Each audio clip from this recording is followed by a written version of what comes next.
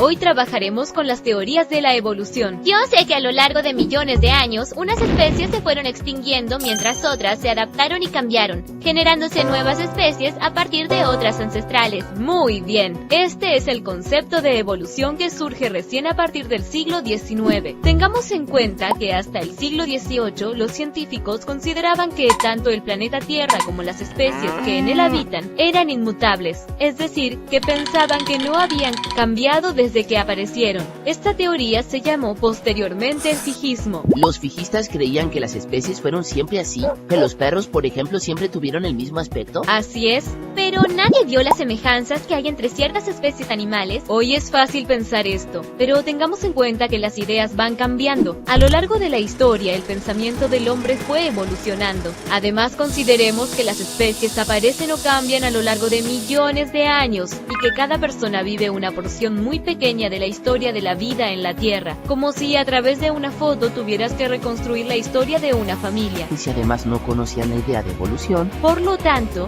no es ilógico pensar que incluso hoy, quien no haya escuchado hablar nunca de evolución pueda pensar igual que los fijistas. Uno de los más reconocidos fijistas fue el naturalista sueco Carl von Linné, más conocido como Linneo. Él dejó una frase famosa que dice: tantas especies podemos numerar como diversas formas fueron creadas al inicio.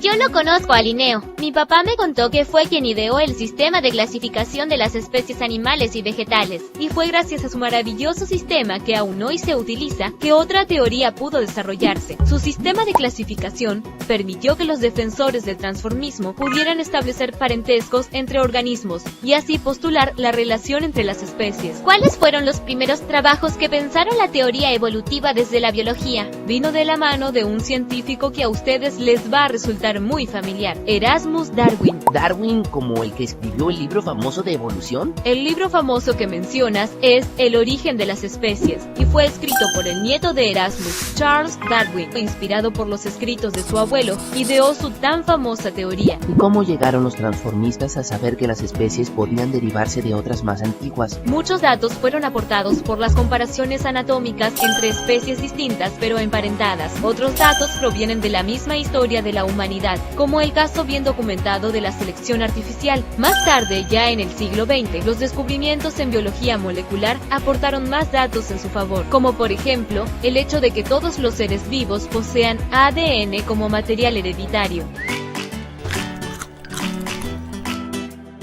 Hola Nati, ¿qué ocurre que vienes con esa cara? Es que terminé de ver un documental sobre la extinción de algunas especies y eso me puso muy triste. Pensar que se necesitaron millones de años para que los animales y vegetales lleguen a donde hoy estamos y de un momento para el otro, ¡zas!, no existen más. Bueno Nati, no te preocupes tanto, quizás el día de mañana vuelvan a aparecer, nunca se sabe. No vuelven a aparecer. Cuando una especie se extingue para siempre. ¿Y por qué no pueden volver a existir? Porque las especies provienen de otras que son sus antecesoras, y cuando una línea evolutiva se extingue, ya no se puede reconstruir el camino. Sí, pero quizás de a poco. No, Mati, todos nosotros, animales, plantas, todos provenimos de un antecesor común, pero la evolución va haciendo que cambiemos. Ahora nuestros antecesores ya no existen. De allí mi parentesco con las termitas. Ya te veía cara familiar. Según la teoría transformista, las termitas, las aves, los dinosaurios y el pasto, todos los seres vivos estamos de alguna manera emparentados, aunque separados por unos cuantos millones de años. ¿Entiendes ahora por qué es tan grave que una especie se extinga? Sí, porque la evolución de cada especie se da a lo largo de millones de años y de una manera particular. Ojalá todos tomaran conciencia como tú de la necesidad de preservar las especies de nuestro planeta. ¡Guau! ¿Así que todos los seres vivos estamos emparentados? ¡Increíble!, ¿no?